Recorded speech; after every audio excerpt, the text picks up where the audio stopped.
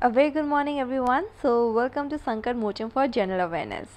So guys, आज हम लोग एक वो कंट्रोवर्शियल टॉपिक डिस्कस करने वाले हैं जो काफ़ी न्यूज़ में है. तो कम्पिटिटिव एग्जाम्स में how we are going to address that particular controversial topic, it is very important. क्योंकि इंटरव्यू हो जाए या फिर हम बात करें हमारी पर्सनैलिटी डेवलपमेंट एस्पेक्ट्स की या फिर डिबेटिंग स्किल्स की, या फिर अगर हम देखा जाए तो मेंस में भी जो क्वेश्चंस आते हैं उन सब के लिए कैसे उनको एड्रेस किया जाए वो बहुत ज़्यादा इंपॉर्टेंट हो जाता है. तो टॉपिक है यहाँ पर हमारा इंडिया दैट इज़ भारत.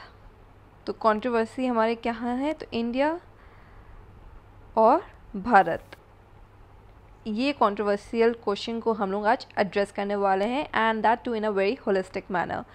तो कंट्रोवर्सी है कि भाई ये जो हुआ है अभी G20 समिट, तो यहाँ पे इंडिया की जो प्रेसिडेंसी थी, तो यहाँ पे जो प्रेसिडेंट ऑफ इंडिया है उनको रेफ़र किया गया था एज प्रेसिडेंट ऑफ भारत. तो यहाँ पे ये जो इंसिडेंट है इसको एक तरीके से जो हमारा मतलब पॉलिटिकल जो चल रहा है सिनेरियो, तो उसमें काफ़ी इंपॉर्टेंट हो जाता है इसको एड्रेस करना. क्योंकि अब प्रेसिडेंट ऑफ भारत लिख दिया है, तो अगेन इज़ इट प्रॉब्लमैटिक, और again how are you going to connected with the current debate. So these are the things that becomes very important. So obviously we have to address it in a very holistic manner. इसमें हमारे prelims के भी pointers आएंगे. क्यों? क्योंकि हम लोग इसमें प्रीलिम्स के भी, जैसे अगेन क्या आर्टिकल से हम लोग उसको कनेक्ट कर सकते हैं, कॉन्स्टिट्यूशन में क्या प्रिंसिपल्स हैं उसमें हम कैसे कनेक्ट कर सकते हैं, गवर्नेंस एस्पेक्ट्स में हम कैसे कनेक्ट कर सकते हैं, तो वो सब तरीके से हम लोग पूरा इसको एड्रेस करेंगे इस टॉपिक को. So without any further delay let's get started. देखिए, सबसे पहले अगर हम बात करें तो गवर्नमेंट की, तो गवर्नमेंट्स ऑफिशियल रिप्रेजेंटेटिव्स उन्होंने कोई अभी क्लैरिफिकेशन नहीं दी है. ये जो क्वेश्चन हुआ है, ये जो एड्रेस हुआ है, तो यहाँ पे अगर देखा जाए तो ये जो एस्पेक्ट है ये कंट्री डायनेमिक्स के लिए बहुत ज़्यादा इंपॉर्टेंट है कि how as a country we are going to address it. So अगर देखा जाए तो जो अब रूलिंग पार्टी के जो सपोर्टर्स हैं उन्होंने क्या कहा है कि भैया जो नेम भारत है it is very easily interchangeable with India. क्यों? क्योंकि it is there in article 1 of the constitution. So अगर हम article 1 of the Indian constitution देखें, so it becomes that India that is Bharat, it is written all over there. तो क्यों, मतलब कि again यहाँ पे दोनों पर्सपेक्टिव देखने होंगे. तो पहला पर्सपेक्टिव तो यही है. तो कॉन्सिक्वेंटली अगर हम देखें तो भारत जो है वो इट्स लेजिटिमेट कि हम लोग इस वर्ड को यूज़ कर सकें. It can be legitimately used. So obviously what becomes very important is to know the dynamics, is to know the internal politics. Yes, I would say कि अब लोग क्या कहते हैं कि भैया पॉलिटिक्स मत वो करो, मतलब कि समझो नहीं, बट नहीं, you have to understand the political aspect and the politics around it and about it. So यहाँ पे क्या इंपॉर्टेंट हो जाता है, यहाँ पे इंपॉर्टेंट हो जाता है कि पार्लियामेंट जो है उसके पास अगर देखा जाए तो एक एब्सोल्यूट अथॉरिटी होती है कि वो कंट्री का नेम जो है वो चेंज कर सकता है bye amending the constitution. So again because it's under article 368. तो अगर हम आर्टिकल 368 ऑफ द कॉन्स्टिट्यूशन जो कि अमेंडमेंट की पावर देता है उसको देखा जाए तो पार्लियामेंट जो है वो अमेंड कर सकता है. तो पार्लियामेंट बिकम्स द अथॉरिटी कि हाँ भैया नाम को चेंज करके वो लिख सकता है कि हाँ ये नाम होना चाहिए. तो ये जो अमेंडमेंट है इस तरीके से अगर करा जाता है तो इसमें काफ़ी एस्पेक्ट्स ऑफ द कॉन्स्टिट्यूशन हमको समझना होगा, इंक्लूडिंग कि कंट्री का क्या डेजिग्नेशन है जैसा कि आर्टिकल 1 में दिया गया है. तो पोटेंशियल कहाँ है, कन्फ्यूजन क्यों हुआ है इतना, इस टॉपिक को अगर हम देखें तो पोटेंशियल फॉर कन्फ्यूजन क्यों रहा है. तो इंडिया का ऑफिशियल नेम है क्या. सो इंडिया जो कि एक रिपब्लिक ऑफ इंडिया है. अब रिपब्लिक क्यों मैं यूज़ कर रही हूँ, तो रिपब्लिक क्यों, क्योंकि हमारा जो हेड है वो एक इलेक्टेड हेड है. तो यहाँ पे हमारा एस्पेक्ट हो जाता है कि the republic of India, because we the people have the supreme power, we are the it's the sovereignty aspect. अगर हम बात करें तो सॉवरेनिटी एस्पेक्ट की, तो इंडिया जो है उसमें इंडियंस जो हैं बहुत ज़्यादा इंपॉर्टेंट रोल प्ले करते हैं. तो यहाँ पे अगर देखा जाए तो ये जो डेजिग्नेशन है कि कैसे अगेन ऑफिशियल, अब हम फॉरेन कंट्री से किस तरह से बात करते हैं, क्या अग्रीमेंट्स हैं, क्या ट्रीटीज़ हैं, इन सब की अगर हम बात करें, so the idea is again हमेशा से हम लोग यूज़ करते जो आए हैं वो है Republic of India and not the republic of Bharat. क्योंकि ऑफिशियल डॉक्यूमेंट्स में अगर हम देखें तो इसी तरह से हम लोग करते हुए आए हैं. तो यहाँ पे एस्पेक्ट के अंदर है कि हम लोग आज तक हमारी जितनी भी मीटिंग्स फॉरेन में हुई है ये सब, तो हम लोग हमेशा से यूज़ करते हुए आए हैं रिपब्लिक ऑफ इंडिया. हाउएवर जो ये इंटरचेंजेबिलिटी है भारत को with India and India with Bharat, ये अगर देखा जाए तो कुछ पॉइंटर्स रेज करती है। तो फॉरेन गवर्नमेंट्स हो गया या इंटरनेशनल बॉडीज़ हो गया, उनको क्लैरिटी चाहिए होती है कि हाँ भैया, क्योंकि कंसिस्टेंसी, क्योंकि अब भैया वो लोग तो डॉक्यूमेंट्स को कंसिस्टेंट ही रखेंगे, तो कंसिस्टेंसी का जो एलिमेंट है वो बहुत ज़्यादा इंपॉर्टेंट हो जाता है।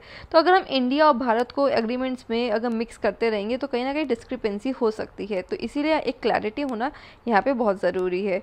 So that's the basic idea. So we have to have a clarity.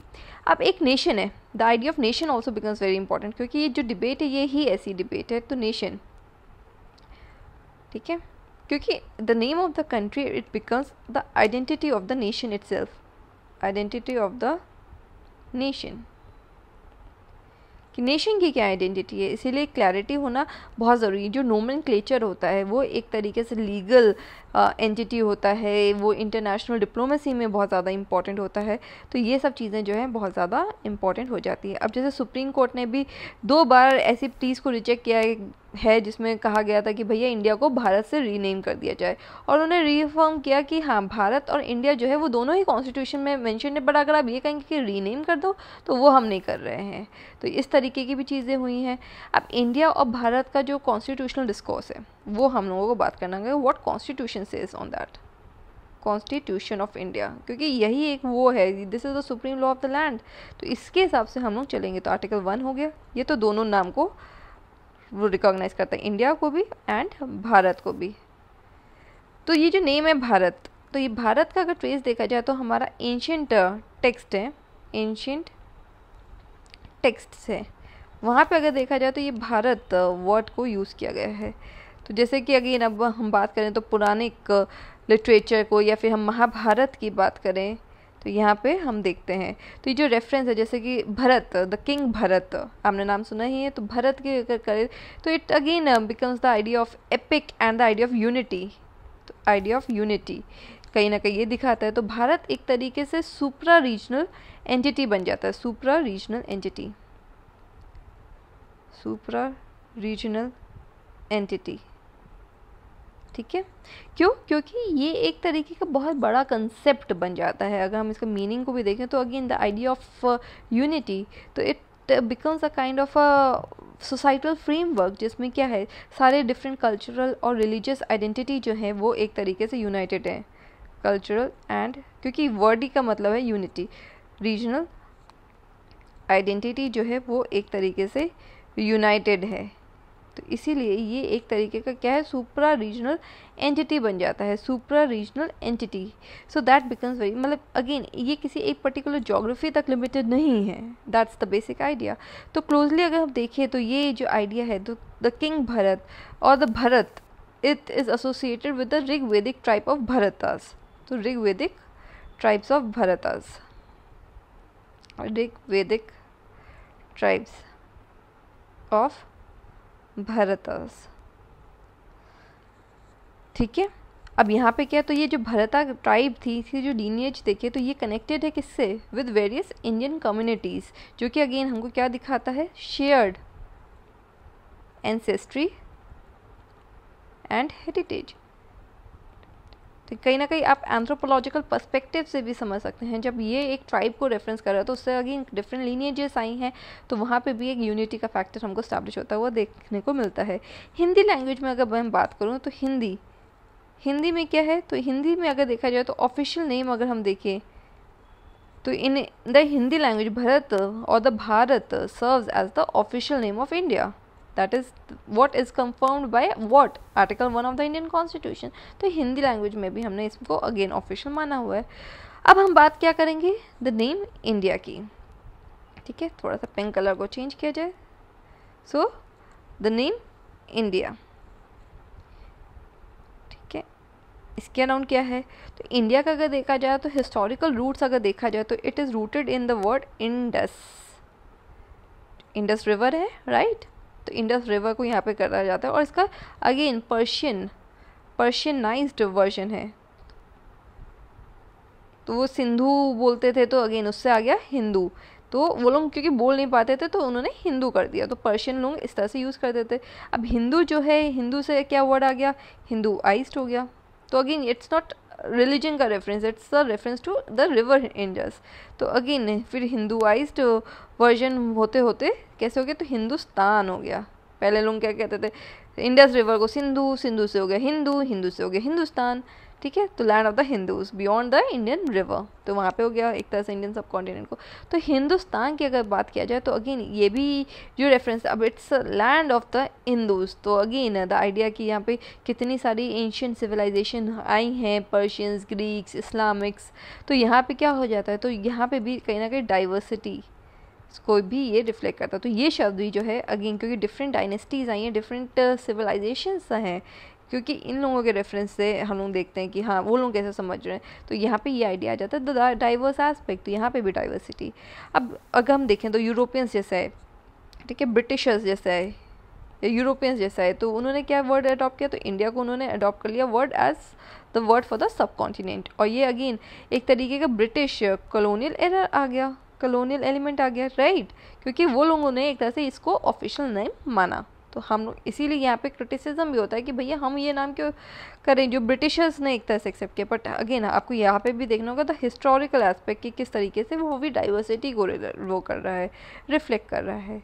So these things are very important to understand and very important to actually have a clarity on. So अब Indian constitution की बात करते हैं, तो constitutional discourse क्या कहता है, तो इंडिया की जो इंडिपेंडेंस से पहले अगर मैं देखूं तो बिफोर 1947 अगर मैं देखूं तो इंडियन सब कॉन्टिनेंट जो था वो डिवाइडेड किस में था, तो ब्रिटिश इंडिया, इसमें एक ब्रिटिश इंडिया होता था एंड दूसरा क्या होता था, princely states, princely states, right. तो यहाँ पे क्या होता था, तो एक हो गया हमारा ब्रिटिश इंडिया की तरफ से, और जो दूसरे होते थे जो राजा महाराजा रहते थे तो princely states. And again the idea of monarchy, क्योंकि सोल अथॉरिटी कौन था, तो ब्रिटिश का क्राउन, तो वो था। अब जब इंडिपेंडेंस हो गई इन ईयर 1947 तो हम क्या देखते हैं, तो यहाँ पे चैलेंज हुआ कि किस तरीके से ये जो डिफरेंट स्टेट्स हैं इतनी, इन सबको कैसे यूनाइट किया जाए। तो अगेन पटेल जी का रोल बहुत ज़्यादा इंपॉर्टेंट होता है। तो यहाँ पे अब कॉन्स्टिट्यूशन जब ड्राफ्ट हो रहा था तो सिग्निफिकेंट डिबेट आती है क्या, कि इंडिया को अगर हम देखें तो इंडिया को लोगों ने मना किया कि भैया इसके कॉलोनियल कॉनोटेशन, तो उन्होंने ऑफिशियल नेम अडॉप्ट किया था। वहीं पर कुछ लोगों ने क्या कहा कि नेम सही है क्योंकि इसका डीपर इंडिजिनस रूट्स हैं।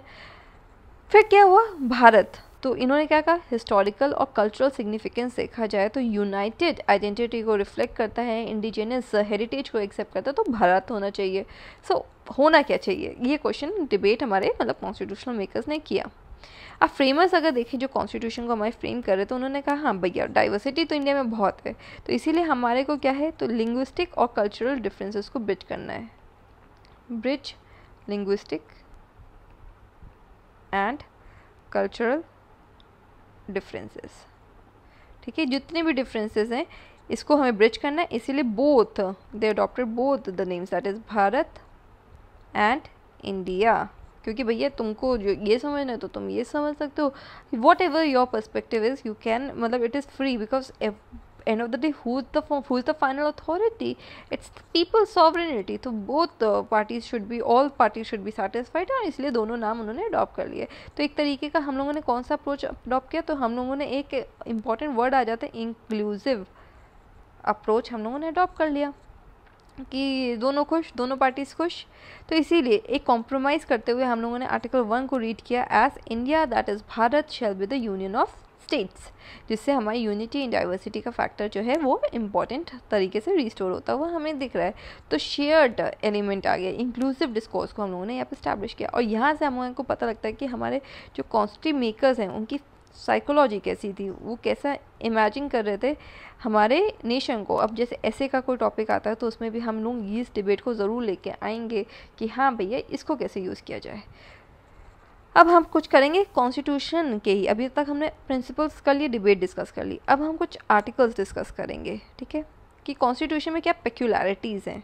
तो आर्टिकल 51 ऑफ द कॉन्स्टिट्यूशन, अगर हम आर्टिकल 51 की बात करें एंड 52 की, इन प्रिसाइज अगर होने के लिए 52 की अगर हम बात करें तो यहाँ पे क्या प्रोविज़न है, तो there is a provision for president of India, president of India की बात करते हैं हम, ठीक है। तो यहाँ पे नोमेनक्लेचर अगर देखा जाए तो यहाँ पे president of India word use किया गया है, ना कि इंडिया, ना कि भारत। तो ये जो कंसेप्ट है ये एक फंडामेंटल कंसेप्ट रहा है। तो टाइटल अगर देखा जाए तो कहाँ कहाँ हम लोग, क्योंकि प्रेसिडेंट ऑफ भारत से रेफर किया गया तो वहीं पर आर्टिकल में 52 में क्या है, तो प्रेसिडेंट ऑफ इंडिया है। आर्टिकल 1 में अगर हम बात करें तो आर्टिकल 1 में क्या है, तो इंडिया, दैट इज़ भारत। तो यहाँ पे भी अगेन कॉन्स्टिट्यूशनल इंपॉर्टेंस क्या है, तो the idea of debate and the idea of name itself is something that has been provided clarity on in article 1 itself. तो यहाँ पे डिक्लेयर क्या कहते हैं, तो हम क्या है, फेडरेशन ऑफ स्टेट्स हैं, यानी डिफरेंट स्टेट्स हमारे साथ, एक हम यूनियन ऑफ स्टेट्स हैं। ये आइडिया है क्योंकि हम फेडरल कंट्री है, बट अगेन वर्ड क्या मेंशन किया गया है, तो यूनियन ऑफ स्टेट्स, क्योंकि यहाँ पे कोई सिसीड नहीं कर सकता कि तुमको अलग होना नहीं, आपके पास राइट नहीं है। तो यहाँ पे यूनियन ऑफ स्टेट्स का है, बट वैसे India is a federal country with a unitary bias. So यहाँ पे क्या है, तो यहाँ पे हम लोग बात करते हैं कि डिफरेंट स्टेट्स एग्जिस्ट करती हैं, तो उन सबको कैसे मैनेज करना है, सब चीज़ें, और ज़्यादा यूनिटी कैसे इस्टेब्लिश करा जाए, तो ये सब चीज़ें होती हैं। तो इसलिए again India, that is Bharat. यहाँ पे पार्लियामेंट के पास अथॉरिटी है कि वो नई स्टेट्स को अंदर ले सकते हैं, मॉडिफाई कर सकते हैं, मतलब कि किसी की बाउंड्री को चेंज करना है, किसी को नाम को चेंज करना है, किसी स्टेट्स को, मतलब जो इंडिया के अंदर स्टेट्स हैं वो कर सकती हैं पार्लियामेंट। तो ये सब चीज़ें हैं। तो पार्लियामेंट और स्टेट्स में, तो यहाँ पे अगर डिबेट देखा जाए तो पार्लियामेंट जो है वो इम्पोर्टेंट अथॉरिटी बनता हुआ हमें दिखता है। अब अगर देखा जाए तो कुछ जैसे कि अगेन एडमिशन, जैसे हम लोग बात ही कर रहे हैं, एडमिशन या फिर इस्टेब्लिशमेंट ऑफ न्यू स्टेट्स, यहाँ पे ये क्वेश्चन आता है। तो आर्टिकल 1 जो है हमारा इंडियन कॉन्स्टिट्यूशन को, वो एम्पावर करता है पार्लियामेंट को कि वो एडमिट कर सकता है नई स्टेट्स को, या फिर क्रिएट कर सकता है नई स्टेट को, जैसे कि अगेन बाउंड्री चेंज करके इस तरीके से भी क्रिएट भी कर सकता है। ये अगर देखा जाए तो मल्टीपल टाइम से इंडिया की हिस्ट्री में किया गया है, जैसे एडमिनिस्ट्रेटिव और लिंग्विस्टिक रीजंस की वजह से। अब जैसे कि बाइफर्केशन हम देखें तो आंध्र प्रदेश, तेलंगाना, तो इस तरीके से होता हुआ है। अब जैसे कि अगेन उत्तराखंड का हम देखें तो ये हमारे को काफ़ी बार देखने को मिला है। तो एडमिनिस्ट्रेटिव रीजन्स हो या फिर लिंग्विस्टिक रीजन्स हो, तो इस तरीके से रीऑर्गेनाइजेशन काफ़ी बार देखने को मिला है। नेक्स्ट हम बात करेंगे क्या, फॉर्मेशन ऑफ यूनियन टेरिटरीज, तो यूटीज़ की फॉर्मेशन ऑफ यूनियन टेरिटरीज। तो अगर हम देखा जाए तो in addition to new states, article 1 जो है वो ये भी अलाउ करता है कि क्रिएट कर सकते हैं हम नई यूनियन टेरिटरी को, जो कि अगेन डायरेक्टली गवर्न किससे हो गए, बाय सेंट्रल गवर्नमेंट। ठीक है। तो ये जो प्रोविज़न है इसकी वजह से हम लोगों ने चंडीगढ़ बनाया, हम लोगों ने लक्षद्वीप बनाया, हमने और भी यूनियन टेरिटरीज को मतलब डेजिग्नेट किया गया है इस तरीके से। तो यूनियन टेरिटरीज का भी आर्टिकल यहाँ पे मेंशन्ड है। इसके अलावा अगर हम बात करें तो ऑल्टरेशन ऑफ बाउंड्रीज की भी बात की गई है आर्टिकल 1 में, कि स्टेट बाउंड्रीज को हम कैसे वो कर सकते हैं। तो रीजनल कंसर्न्स की वजह से, या फिर हम बात करें स्टेट रीऑर्गेनाइजेशन की बात करें, तो वो सब भी हम लोग आर्टिकल 1 से वो करते हैं, डिराइव करते हैं। नेक्स्ट बात हम करें तो नेम्स एंड बाउंड्रीज।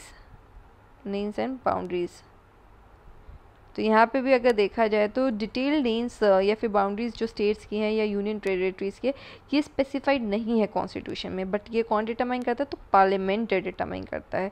तो यहाँ पे अगर देखा जाए तो अगेन फ्लेक्सिबिलिटी को हम लोगों ने इंटैक्ट रखा हुआ है, तो थोड़ा सा फ्लेक्सिबल डिस्कोर्स है और कर सकता है पार्लियामेंट। तो विदाउट रिक्वायरिंग, फ्लेक्सिबल है तो यानी विदाउट अमेंडमेंट हम लोग पार्लियामेंट जो है वो कर सकता है किसी का, मतलब कि अगेन नाम को चेंज करना, बाउंड्री को चेंज करना, these are the things that are there.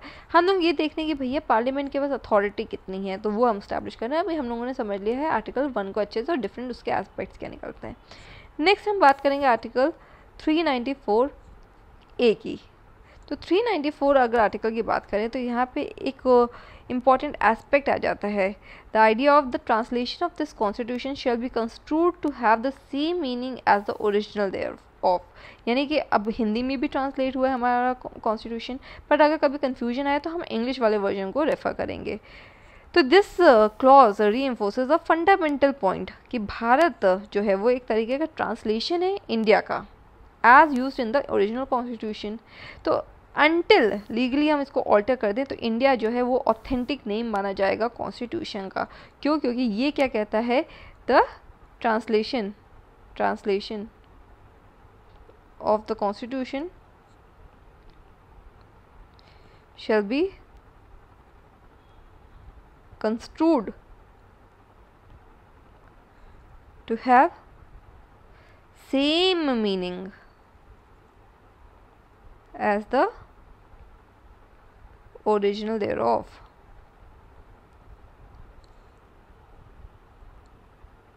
ठीक है, तो यहाँ पे क्या एस्पेक्ट आ गया, तो ओरिजिनल नेम जैसा होगा वैसे ही माना जाएगा, तो यहाँ इस हिसाब से इंडिया नाम होना चाहिए।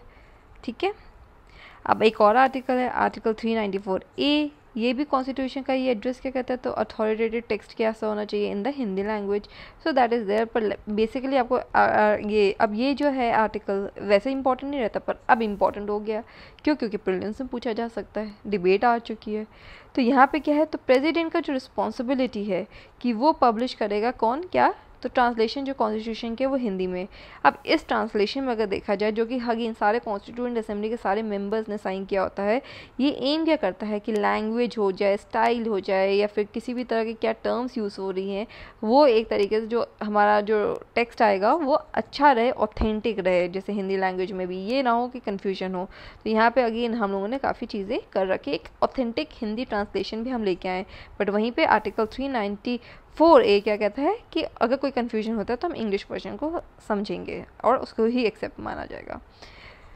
आर्टिकल 394A क्लॉज 2 ये एम्फेसाइज क्या करता है कि जो ट्रांसलेशन है या कोई भी अमेंडमेंट हो जाए तो वही ओरिजिनल मीनिंग का हिसाब से ही चलेंगे। तो इसमें अगेन इंटरप्रिटेशन के लिए, तो ये सारी चीज़ें हम बात क्या करें, तो इंटरप्रिटेशन कि हम इसको इंटरप्रेट कैसे करेंगे, तो ये चीज़ें इंपॉर्टेंट हो जाती हैं। एंड इसके लिए ही इम्पॉर्टेंट है कि हम लोगों को कॉन्स्टिट्यूशनल की प्रिंसिपैलिटीज़ को समझना बहुत ज़्यादा ज़रूरी है। ठीक है, तो अगेन कोई कन्फ्यूजन होगा तो ओरिजिनल कॉन्स्टिट्यूशन के हिसाब से और इंग्लिश वर्जन के हिसाब से हम लोग चलेंगे, जैसा कि जो ओरिजिनल में सोचा गया, तो India that is Bharat, India. So now अब हम बात करेंगे क्या, कॉन्स्टिट्यूशनल अमेंडमेंट प्रोसेस की। क्योंकि अब बात की जा रही है, अब क्योंकि रूलिंग पार्टी का डायनेमिक्स समझें तो अमेंडमेंट भी हो सकता है, तो उसका क्या डायनेमिक्स है, अमेंडमेंट का डायनेमिक्स क्या है। तो अमेंडमेंट का देखा जाए तो कॉन्स्टिट्यूशन ऑफ इंडिया को अगर अमेंड करना है तो ये एक तरीके का बहुत इंपॉर्टेंट एस्पेक्ट बन जाता है। क्यों? क्योंकि कॉन्स्टिट्यूशन जो है वो एक फंडामेंटल लॉ है, एक बेसिक लॉ है जो कि हमारे हर चीज़ से रिलेटेड है। इसीलिए इसका जो प्रोसेस है वो part 20 of the Indian constitution. अब पूछा जा सकता है किस पार्ट में है, तो again article 368 part 20 of the constitution में मेंशन्ड है अमेंडमेंट प्रोसीजर। तो इस प्रोसीजर की अगर बात किया जाए तो कॉन्स्टिट्यूशन, अब हमारा जो ये है कॉन्स्टिट्यूशन है, ये एक फिक्स नहीं है, क्योंकि that is what B R Ambedkar said, right, कि बी आर अम्बेडकर ने सिंपल सा कहा था कि भैया हमारा जो कॉन्स्टिट्यूशन है वो नेचुरल है, ऑर्गेनिक है, तो जैसे जैसे सर्कमस्टांसेस चेंज होंगे उस हिसाब से आप अमेंड भी कर सकते हैं अमेंडमेंट। ठीक है, तो कंसेप्ट क्या है, तो कंसेप्ट ऑफ अमेंडमेंट अगर देखा जाए तो हम लाए कहाँ से, तो साउथ अफ्रीका से लेके आए। ठीक है, अब ये भी हमने क्लैरिटी कर दी, कल को पूछा जा सकता है तो साउथ अफ्रीका से लेके आए कि किस तरीके से हो सकती हैं। केशवानंद भारती जजमेंट आया था, केशवानंद, अब देखिए हम सुप्रीम कोर्ट की जजमेंट भी यहीं पे करा रहे हैं, भारती जजमेंट। अगर इसकी बात करा जाए तो यहाँ पे क्या इंपॉर्टेंट हो जाता है कि सुप्रीम कोर्ट ने कहा है कि पार्लियामेंट जो है वो बेसिक स्ट्रक्चर को अमेंड नहीं कर सकता, मतलब सब चीज़ें अमेंड कर सकता है पर जो बेसिक स्ट्रक्चर है, मतलब कि जो हमारे कॉन्स्टिट्यूशन के प्रिंसिपल्स एस्पेक्ट हैं उसको अमेंड नहीं कर सकता। ये क्लैरिटी केशवानंद भारती केस में दी गई है, इस केस को भी हम पर्टिकुलरली रेफर कराया जाएगा। तो यहाँ पे बेसिक स्ट्रक्चर को नहीं कर सकते, ये क्लैरिटी सुप्रीम कोर्ट ने दे दी गई है इन केशवानंद भारती, मतलब कि सॉवरेनिटी को ही आप अमेंड नहीं कर सकते, आप डेमोक्रेसी को अमेंड नहीं कर सकते, आप रूल ऑफ लॉ को अमेंड नहीं कर सकते, इस तरीके के आइडियाज़ को, सेकुलरिज्म के एस्पेक्ट को आप अमेंड नहीं कर सकते। तो ये चीज़ें जो बेसिक हेल्ड है वो नहीं अमेंड कर सकते। अब लेकिन अगेन अमेंडमेंट प्रोसेस कैसे करते हैं, तो अब अमेंडमेंट में भी बहुत सारे तरीके होते हैं, जैसे सिंपल मेजॉरिटी होती है। तो टाइप्स ऑफ अमेंडमेंट कैसे हैं, यहाँ पे आपका अमेंडमेंट भी क्लियर कर देते हैं, टाइप्स ऑफ अमेंडमेंट। तो एक होती है क्या, सिंपल मेजॉरिटी, ठीक है, एक होती है क्या, सिंपल मेजॉरिटी से। तो इस अमेंडमेंट में क्या है कि अगेन 50% से ज़्यादा लोगों ने कर दिया तो जो जितने भी प्रेजेंट वोटिंग होंगे, मतलब जितने भी उस दिन आए होंगे उसमें अगर 50% ज़्यादा कर दिया तो बिल को पास माना जाएगा। सेकेंड अमेंडमेंट क्या होती है, स्पेशल मेजॉरिटी से होता है, स्पेशल मेजॉरिटी। तो स्पेशल मेजॉरिटी में क्या होता है, इस कैटेगरी में क्या है कि जो बिल है वो कम से कम 2/3 जो मेंबर्स है प्रेजेंट एंड वोटिंग उसको तो पास करना ही होगा। उसमें भी अगेन 50% स्ट्रेंथ जो है वो प्रेजेंट होनी चाहिए। मतलब सबसे पहले क्या है 50% स्ट्रेंथ तो होनी ही चाहिए, उसमें से भी मतलब 2/3 यानी 2/3 जो है वो प्रेजेंट एंड वोटिंग फेवर में होने चाहिए। तो ये हो जाता है स्पेशल मेजॉरिटी। तीसरी क्या है, इससे भी ज़्यादा टफ प्रोसेस में क्या है, तो special majority and consent of the house. तो फेडरल फीचर्स को अगर अमेंड करना पड़े तो स्टेट्स के भी कंसेंट को लेना होता है। तो ये कॉम्प्लेक्स फॉर्म है थोड़ा सा, तो फेडरल स्ट्रक्चर्स के लिए भी ज़्यादा इंपॉर्टेंट हो जाता है।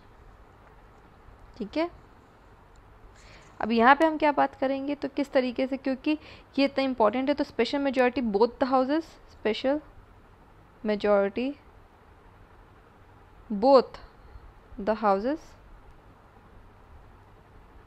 तो स्पेशल मेजॉरिटी तो लगेगी दोनों हाउस की, plus half of the states को भी यहाँ पे सिंपल मेजॉरिटी के साथ, मतलब जितनी भी स्टेट्स होगी इंडिया में उसको हाफ ऑफ द स्टेट्स को अप्रूव करना होगा सिंपल मेजॉरिटी से। और वहीं पे दोनों हाउस यानी लोकसभा और राज्यसभा में तो स्पेशल मेजॉरिटी लगेगी। तो ये सब कॉम्प्लेक्स होता है। फोर्थ अगर देखा जाए तो एब्सोल्यूट मेजॉरिटी। एब्सोल्यूट मेजॉरिटी में क्या होता है, तो अगेन यहाँ पे क्या है, approval of more than 50% of the total strength. तो total strength of the house, अच्छे से लिख देती हूँ थोड़ा, total strength of the house. तो पूरा हाउस में जितनी भी स्ट्रेंथ है, जितने भी मेंबर्स रजिस्टर्ड हैं, उन सबके 50% से ज़्यादा होना चाहिए, उसको हम कहते हैं एब्सोल्यूट मेजॉरिटी। तो इस तरीके से होता है। अब डिटेल्ड प्रोसीजर अगर हम देखें तो क्या है, तो कैसे इनिशिएशन होता है, तो डिटेल्ड प्रोसीजर ऑफ अमेंडमेंट। इसमें हम देखिए एक ही टॉपिक से हमने कितने सारे टॉपिक्स कर लिए कवर। तो डिटेल्ड प्रोसीजर क्या होता है, तो सबसे पहले तो इनिशिएशन होता है, इनिशिएशन ऑफ द अमेंडमेंट, कि अमेंडमेंट को एज अ बिल प्रपोज किया जाता है, किसी भी हाउस में किया जा सकता है, एनी हाउस। ठीक है, लोकसभा में करो या राज्यसभा में करो, बात एक ही है। ये जो बिल है वो कौन इनिशिएट कर सकता है, तो मिनिस्टर भी कर सकता है, और मिनिस्टर तो कर ही सकता है, और कौन कर सकता है, तो प्राइवेट भी कर सकता है। एंड डज नॉट रिक्वायर कि हाँ प्रेसिडेंट की परमिशन से पहले लाना, ऐसा रिक्वायर नहीं है। बस नॉर्मल बिल लाएगा, कोई भी ला सकता है, प्राइवेट मेंबर भी ला सकता है, मिनिस्टर भी ला सकता है, किसी भी हाउस में ला सकता है। फिर क्या होता है, स्पेशल मेजॉरिटी का अप्रूवल चाहिए, स्पेशल मेजॉरिटी अप्रूवल। मतलब कि दोनों हाउस में, ईच हाउस में स्पेशल मेजॉरिटी चाहिए, which entails approval by the majority of the total membership. ठीक है, टोटल मेंबरशिप का तो मेजॉरिटी होना ही चाहिए, मेजॉरिटी प्लस 2/3 जो है प्रेसिडेंट वोटिंग होना चाहिए। तो वो है। तीसरा पॉइंट क्या है, स्टेट लेजिस्लेटर, क्योंकि ये बहुत इंपॉर्टेंट एस्पेक्ट, तो स्टेट लेजिस्लेचर का भी होना चाहिए एस्पेक्ट। तो यहाँ पे क्या है कि अगर हम कॉन्स्टिट्यूशन को कोई मतलब कॉन्स्टिट्यूशनल प्रोविजन को मॉडिफाई करते हैं, तो again half of the states को भी सिंपल मेजॉरिटी के साथ उसको पास करना चाहिए। फिर क्या चल जाएगा, तो प्रेसिडेंट के असेंट के लिए चला जाएगा, क्योंकि कोई भी अमेंडमेंट मेजर एक्ट कब भी बन सकता है, जब असेंट प्रेसिडेंट का हो। तो जब दोनों हाउस अप्रूव कर देंगे तो प्रेसिडेंट के पास प्रेजेंट किया जाएगा। प्रेसिडेंट जो है ही इज़ ऑब्लिगेटेड, ऑब्लिगेशन है उसका कि वो क्या कहते हैं, अपना असेंट दे, without the option to withhold approval और सेंड बैक फॉर रिकन्सिडरेशन। तो रिकन्सिडरेशन के लिए नहीं भेज सकता, अपने पास रख नहीं सकता, उसको अप्रूवल देना होगा। उसके बाद क्या होता है, जैसे ही अप्रूवल बन जाता है वो एक्ट हो जाता है। तो यहाँ पे ये प्रोसेस अगर जैसे कि करना होगा तो ये प्रोसेस हमको फॉलो करना होगा। It's a tough process, it would need time, but again क्योंकि हमारे ओरिजिनल कॉन्स्टिट्यूशन में क्या प्रिंसिपल उस हिसाब से बात करनी है, तो इसीलिए इंडिया एस्पेक्ट जो है कॉन्स्टिट्यूशनल, अगर हम पेक्युलरिटीज़ में जाए तो India that is Bharat is the basic idea. And original शब्द को हम ज़्यादा देखा जाएगा तो ये जो डुअल आइडेंटिटी थी अराउंड इंडिया एंड भारत जो इंडियन कॉन्स्टिट्यूशन में थी, ये बताता है कि हमारे जो नेशन में कल्चरल एंड हिस्टोरिकल हेरिटेज क्या रहा है। तो ये काफ़ी कॉम्प्लेक्स डिबेट है when it comes to linguistic aspects. And यहाँ पे अगर देखा जाए तो इन सबको जोड़ने के लिए हम लोगों ने इन दोनों ही वर्ड्स को अपने कॉन्स्टिट्यूशन में मेंशन किया हुआ है। डिबेट अगर देखा जाए तो ये क्या कहती है, तो कॉम्प्लेक्सिटी बताती है इंडिया की आइडेंटिटी को। तो these debates actually illustrate the complexity of India's identity and thus it becomes very important कि हम लोग मल्टीपल कल्चर्स जो हमारे पास एग्जिस्ट करते हैं उन सबको एक्सेप्ट करें। क्यों? क्योंकि इंडिया वर्ड ले लो या फिर हम भारत ले लें, दोनों का ही हम लोगों ने जैसे आज करा है, जिस तरह से हमने एड्रेस किया है, हम लोगों ने दोनों ही वर्ड्स को डिटेल में डिस्कस किया है और ये समझा है कि दोनों ही वर्ड्स का मतलब है क्या, यूनिटी एस्पेक्ट। क्योंकि एक वर्ड जो है वो ये दिखा रहा है कि किस तरीके से कल्चरल डायनेमिक्स होते हैं, दूसरा वर्ड भी हमारे हेरिटेज को ही रिफ्लेक्ट कर रहा है।